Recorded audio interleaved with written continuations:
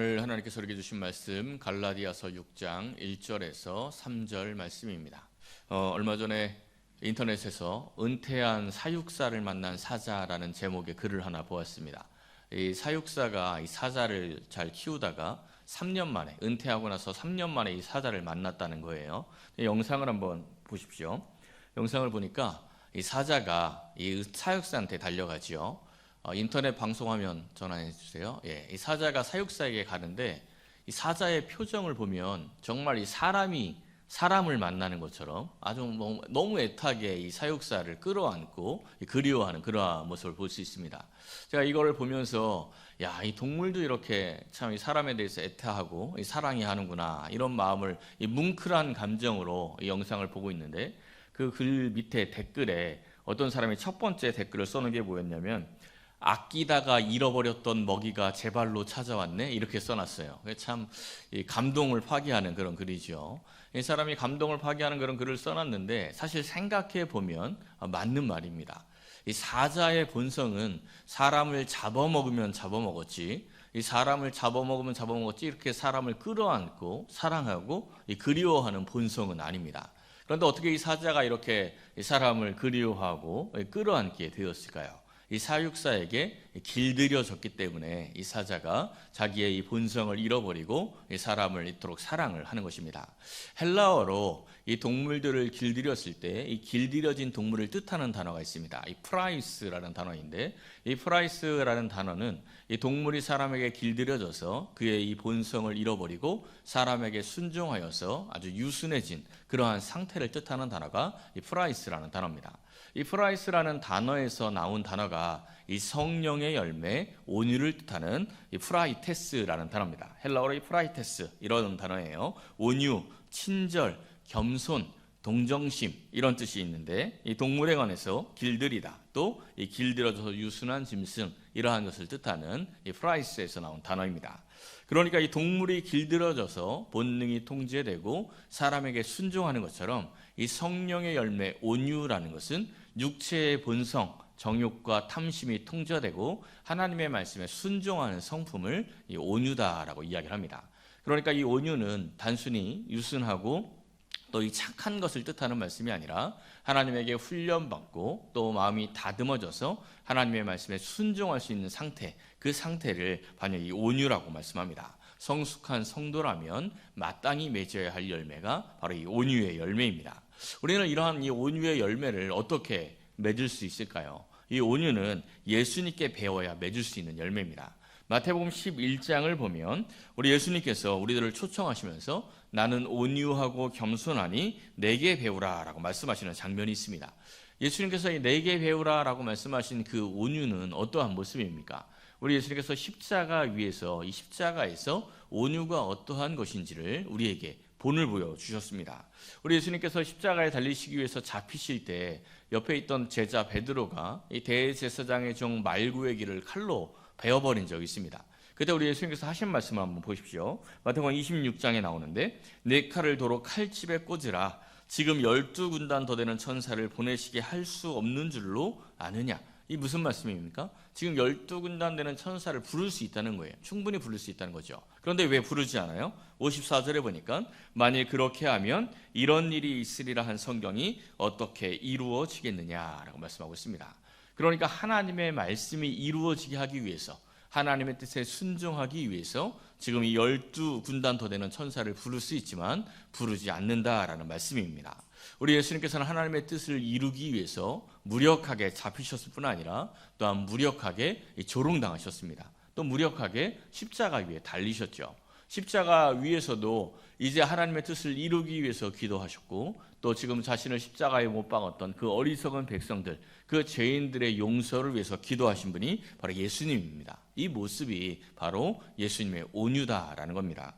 바로 우리는 이러한 예수님의 온유의 모습을 배울 수 있어야 합니다. 오늘 본문 말씀 1절 말씀을 한번 보십시오. 1절 말씀을 보니까 사람들에게 범죄한 일이 드러날 때, 이 사람들에게 범죄한 일이 드러날 때 신령한 너희들, 신령한 너희는 바로 이 성도들을 뜻하는 거죠. 이 신령한 너희, 이 성도들은 온유한 심령으로 그러한 자를 바로 잡으라 라고 말씀하십니다. 우리 예수님께서 이 죄인들을 용납하고 품어주고 또 그들을 위해서 기도했던 것처럼 예수님의 마음, 이 온유의 마음을 품고 죄인들을 용서하고 부드러운 마음으로 바로잡아주라라는 말씀입니다. 이게 참 쉬운 일은 아닙니다. 특히 내가 싫어하는 일을 반복적으로 행하는 사람들을 볼 때 그러한 사람들을 온유한 마음으로 대하고 온유한 마음으로 품어주면서 바로잡아주기가 쉽지가 않다라는 것입니다. 어떻게 해야 우리가 이 온유한 심령으로 그러한 사람들을 대할 수가 있겠습니까? 이어져 나오는 말씀을 보면 우리가 힌트를 얻을 수 있는데, 너 자신을 살펴보아 너도 시험을 받을까 두려워하라 라고 말씀하고 있습니다. 여기서 이 살펴보아, 너 자신을 살펴보아 할 때 이 살펴보아라는 헬라어 단어가 이 스코페오라는 단어예요. 이 뜻이 주시하다, 보다, 관찰하다 이러한 뜻이 있는데, 그냥 주시하고 그냥 보는 게 아니죠. 비판적으로 주시하고 비판적으로 보는 것, 이게 바로 이 스코페오라는 단어입니다. 이 말씀이 아주 굉장히 중요합니다. 조금 전에 이 범죄한 이웃들, 범죄한 사람들을 대할 때는 어떻게 대하라고 했어요? 온유한 심령으로. 온유한 심령으로 이 범죄한 사람들을 부드럽게 대하고 용납하고 관용하고 또 용서해주고 품어주라고, 그렇게 하면서 바로잡으라라고 말씀을 금방 했는데, 이제 자기 자신에게는 어떻게 하라는 거예요?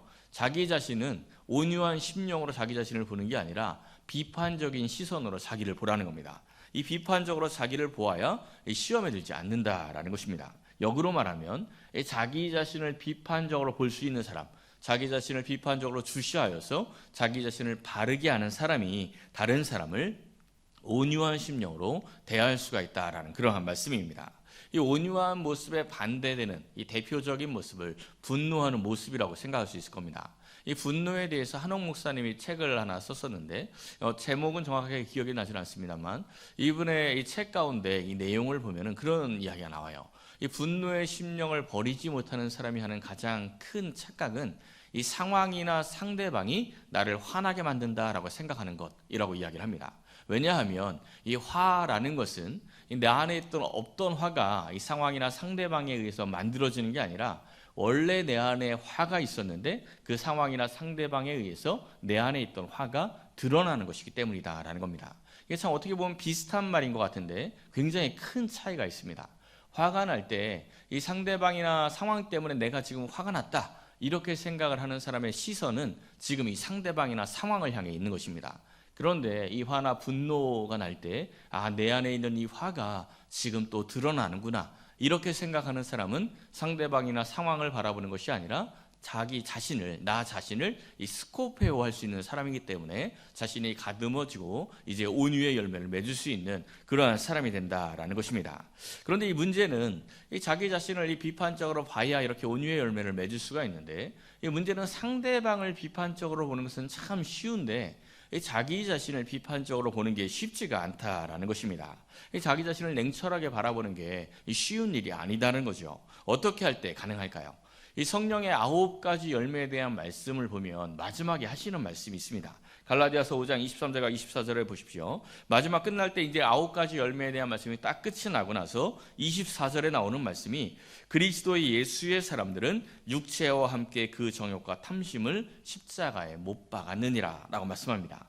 예수님께서 온유의 본을 보여주신 그 십자가에 육체와 함께 이 정욕과 탐심을 함께 못 박아야 이러한 일들이 가능하다라고 말씀을 해주시는 겁니다.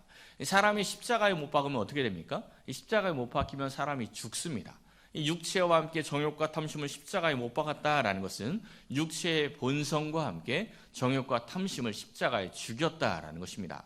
이 동물이 길들여지는 이 프라이스가 동물의 본성이 통제되고 제어되는 것이다 라고 말씀을 드렸는데, 마찬가지로 이 성령의 열매의 온유라는 것은 이 사람의 육체의 본성, 이 정욕과 탐심을 십자가에 죽여서 제어해야 맺혀지는 열매가 바로 이 프라이테스, 온유라는 것입니다. 이 성령의 모든 열매는 다 이 내 성품으로 맺는 열매가 아닙니다. 내 노력으로, 개인의 노력이나 개인의 성품으로 윤리적으로나 도덕적으로 맺는 열매가 이 성령의 열매가 아니라는 거예요. 내가 그리스도와 함께 십자가에 못 박히고 나는 죽고 내 안에 있는 그리스도가 살아서 그리스도의 성품으로 살 때 맺을 수 있는 열매가 바로 이 성령의 열매입니다. 갈라디아서 2장 20절부터 한번 보십시오. 이 사도 바울이 말씀합니다. 내가 그리스도와 함께 십자가에 못 박혔다. 내가 그리스도와 함께 십자가에 못 박혔으니까 그런즉 이제는 내가 사는 것이 아니라 오직 내 안에 그리스도께서 사시는 것이다 라고 당당하게 선포하고 있습니다. 내가 사는 것이 아니라 내 안에 그리스도가 산다라고 당당하게 선포했던 이 사도 바울의 삶의 모습이 어떠했습니까? 이 사도 바울을 가장 괴롭혔던 교회, 이 사도 바울을 가장 힘들게 했던 교회가 고린도 교회입니다. 이 고린도 교회 사람들은 굉장히 문제가 많았던 사람이었어요. 뭐 소송의 문제, 또 파벌의 문제, 음란의 문제, 우상의 문제, 결혼의 문제, 하여튼간 온갖 문제들은 다 가지고 있었던 교회가 고린도 교회입니다. 이 고린도 교회 성도들이 그런 온갖 문제들을 다 가지고 있으면서도 스스로 반성하기는커녕 도리어 이 바울을 대적하고 바울을 조롱했습니다. 그들이 바울을 대적하고 조롱했던 수준도 굉장히 질이 떨어졌어요. 이 사도 바울을 비난하고 조롱을 하는데 사도 바울의 외모를 비난하기도 했고요. 사도 바울의 건강 상태를 비난하기도 했습니다. 또 이 사도 바울의 앞에서는 꼼짝도 못하면서 멀리 가면 편지로 아주 강하게 이야기한다고 인격적인 모독도 서슴지가 않았습니다. 이러한 말들을 들으면 마음이 어떻겠습니까? 이 고린도전서 4장 마지막처럼 한번 보십시오. 사도 바울이 이런 이야기를 해요. 너희가 뭘 원하니? 이런 이야기를 하면서 내가 매를 가지고 너희에게 나아가랴. 사랑과 온유한 마음으로 나아가랴. 너무 이제 심하니까 이 고린도 교회 성도들이 내가 너희들에게 매를 가지고 나아가야 되겠느냐, 아니면 온유와 사랑을 가지고 나아가야 되겠느냐, 이렇게 지금 편지로 묻고 있는 것입니다. 이 사도 바울은 뭘 가지고 나아갔을까요? 오늘 본문 말씀에서 너희들에게 이 범죄한 것이 드러날 때 신령한 너희는 온유한 심령으로 바로잡으라 라고 말씀을 했죠. 이 바울이 이 말씀을 한 것처럼 온유한 심령으로 고린도 교회에 나아갑니다. 그게 고린도 후서 10장에 나와요. 고린도서 10장 1절에 보면 이런 말씀이 나오죠. 너희를 대면하면 유순하고 떠나 있으면 너희에게 대하여 담대한 나 바울. 이것은 바울이 스스로 하는 말이 아니라 고린도 교회 성도들이 이 사도 바울에게 우리 앞에 있으면 아주 유순하게 말을 하면서 떠나기만 하면 편지로 아주 세게 이야기한다, 이렇게 비난하고 조롱했던 것을 그냥 대놓고 이야기를 하는 거예요. 그 바울이 나 바울은 이제 그리스도의 온유와 관용으로 친히 너희를 권하겠다. 그러니까 지금 이 사도 바울이 고린도 교회에 온유로 나가죠. 근데 이 온유가 누구의 온유입니까? 바울의 온유가 아닙니다. 바울은 고린도 교회를 향해서 온유하고 싶은 마음이 없어요. 너무 비난하고 조롱하니까 온유하고 싶은 마음이 없죠. 그런데 온유로 나가는 겁니다. 누구의 온유로 나간다고요? 그리스도의 온유. 나는 죽고 내 안에 그리스도가 살아있기 때문에 이 그리스도와 함께 십자가에 못 박힌 삶을 살았기 때문에 그리스도의 온유로 이 고린도 교회를 향해서 지금 나아가고 있다라는 겁니다. 고린도전서 4장 12절에서 13절을 보면 이런 말씀이 나와요. 이 새 번역인데 우리는 욕을 먹으면 도리어 축복하여 주고 박해를 받으면 참고 비방을 받으면 좋은 말로 응답합니다.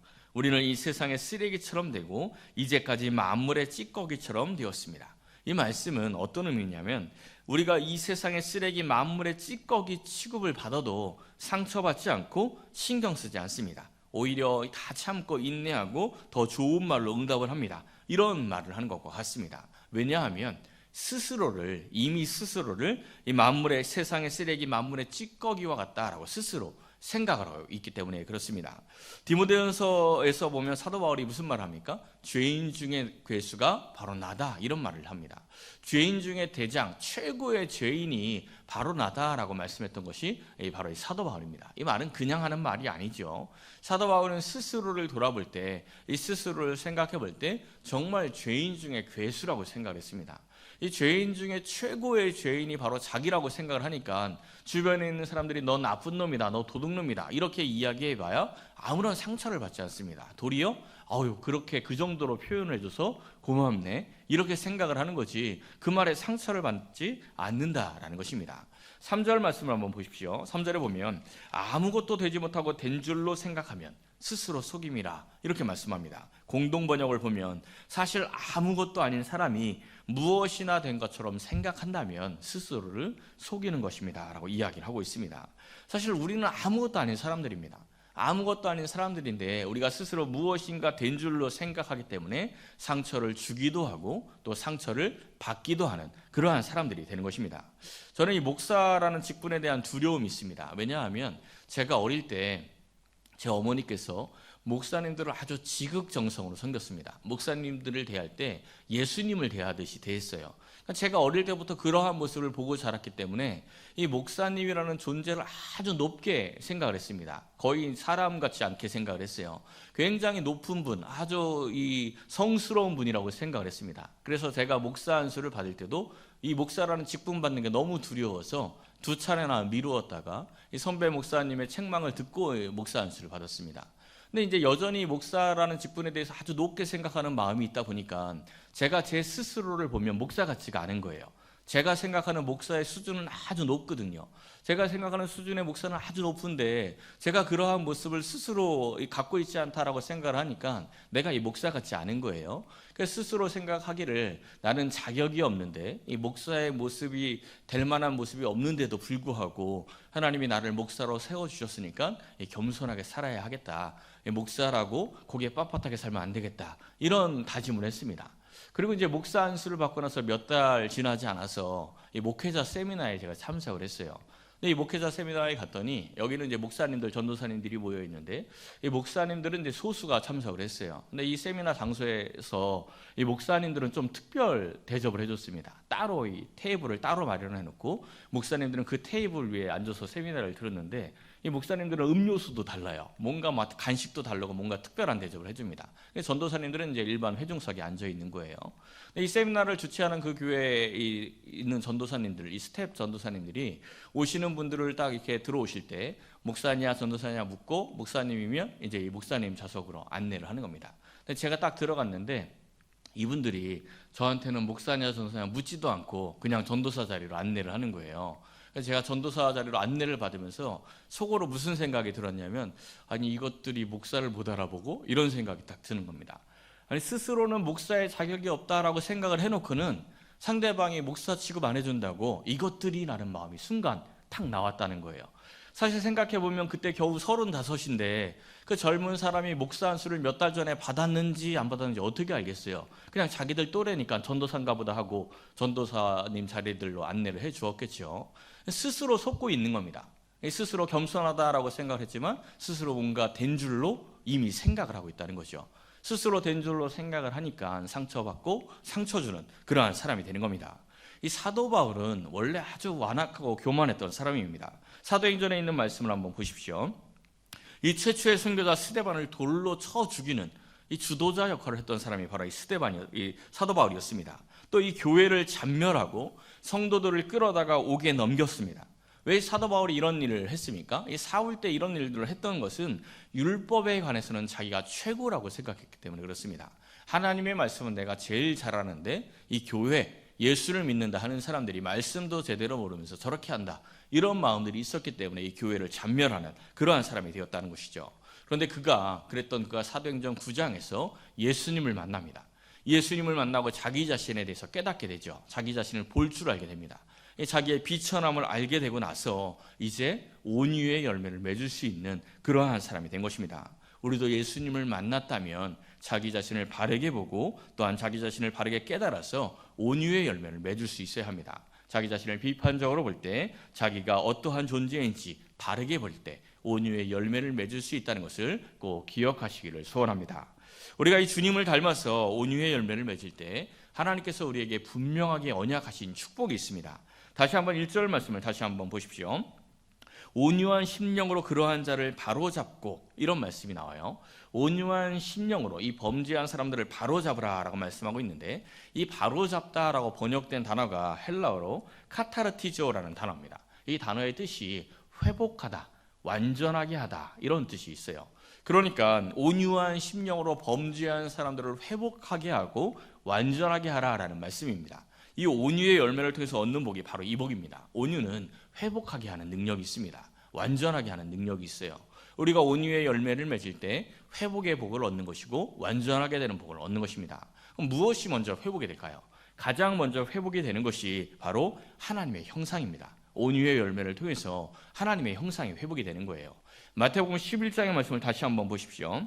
인생의 무게로 수고하고 무거운 짐진 자들을 우리 예수님께서 초청하시면서 나는 마음이 온유하고 겸손하니 나의 멍에를 메고 내게 배우라. 그리하면 어떻게 된다는 거예요? 그리하면 쉼을 얻을 것이다 라고 말씀합니다. 이 수고하고 무거운 짐이 예수님을 통해서 그 예수님의 온유를 배우면, 온유의 열매를 맺으면 그 수고와 무거운 짐이 사라질 것이다, 회복이 될 것이다 라는 말씀입니다. 이 수고라는 단어가 성경에서 처음 나온 곳이 어디입니까? 창세기 3장에서 처음 나오죠. 인간이 선악과를 먹고 나서 하나님이 말씀하십니다. 여자에게 이르시되 네가 수고하고 자식을 낳을 것이다. 또 아담, 이 남자에게 이르시되 너는 내 평생에 수고하여야 그 소산을 먹으리라. 그러니까 여자의 수고, 남자의 수고, 인간의 모든 수고는 인간이 선악과를 먹으면서 하나님의 형상이 깨어지고 나서 들어온 게 바로 이 수고입니다. 하나님의 형상이 깨어질 때 이 수고가 들어왔는데 그 수고가 예수님의 그 온유를 통해서 사라진다면 이제 뭐가 회복이 되는 거죠? 깨어진 하나님의 형상이 회복이 되는 겁니다. 깨어진 이 하나님의 형상이 회복이 되면 동시에 회복되는 게 있어요. 인간이 하나님의 형상이 깨어지면서 잃어버린 게 있죠. 에덴 동산을 잃어버렸습니다.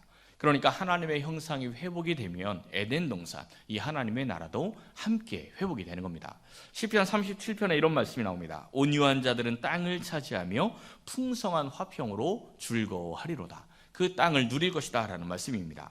우리 예수님께서도 산상수훈, 이 팔복에서 온유한 자가 땅을 기업으로 받는다라고 말씀을 해주셨습니다. 여기서 이 땅은 하나님께서 기업으로 주시는 땅, 바로 약속의 땅 가나안 땅을 1차적으로 말씀하는데 궁극적으로는 바로 이 하나님의 나라를 말씀합니다. 하나님의 나라를 기업으로 받는다는 거죠. 금방 이 시편 37편에서 온유한 자가 땅을 차지하고 풍성한 화평으로 즐거워하리로다 라고 말씀했습니다. 하나님이 주신 그 땅을 누릴 수 있다는 거죠. 우리 예수님 믿는 사람들은 하나님의 나라, 이 천국을 기업으로 받은 사람들입니다. 그런데 어떤 사람은 이 하나님의 나라, 이 천국을 누리면서 살아가는데 어떠한 사람은 이 하나님의 나라를 전혀 누리지 못하고 살아갑니다. 어디에서 차이가 있을까요? 바로 이 온유의 열매에서 차이가 있는 것입니다. 온유의 열매를 맺고 살아가는 사람들은 하나님의 나라를 누리며 살아가는 것이고 온유의 열매를 맺지 못하는 사람들은 하나님의 나라를 누리지 못하게 되는 것입니다. 예수님을 닮아 온유의 열매를 맺을 때 우리가 하나님의 형상이 회복이 되는 것이고 에덴 동산이 회복이 되어서 천국을 누릴 수 있게 되는 것입니다. 성도는 하나님 나라의 백성이죠. 하나님 나라의 백성이라면 마땅히 하나님의 나라를 누려야 합니다. 마땅히 하나님 나라를 누릴 수 있는 온유의 열매를 맺어야 한다라는 것입니다. 디도서 3장에 있는 말씀을 보십시오. 범사의 온유함을 모든 사람에게 나타낼 것을 기억하게 하라라고 말씀하고 있습니다. 이 성경을 보면 사람들에게 나타내 보여라 라는 말씀이 그렇게 많이 나오지 않습니다. 우리 예수님은 뭐라고 말씀하셨죠? 오른손이 한 일 왼손이 모르게 해라.